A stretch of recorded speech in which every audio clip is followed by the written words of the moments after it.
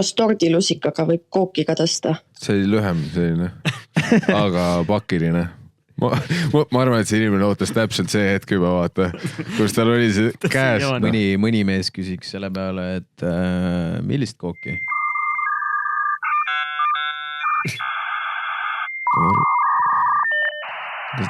Okei, kook on tegelikult selline... Ja nüüd mul jõudis kohale, mis kooki sina mõtlesid. Nüüd mul jõudis kohale see... Ma reaalselt ütlesin sekundeid lugeda. Ma nägin su kalkullimist pead lihtsalt nagu, come on, bro. Ja sest ma olin nii nagu selle tordilusika juures. Ja sest ma mõtlesin, kõunakook ja siis mõtlesin, et koogid on nagu erineva tekstuuriga, et osade kookide jaoks... See mingi Napoleon ka nagu siuke huvitav võine. Et osade jaoks sul ei olegi nagu labidat vaja. Ja.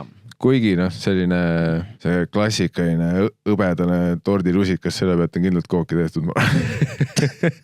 Ja siis ta on nagu selline minipeegel ja siis ma kujutan ette selline kohalik Scarface remake, kus keegi võtab sellega ja siis paneb nina alla nägu valge ja siis aga for reals tegelikult on, ma jälle mõtlen, mina ütlen seda, mul on suva.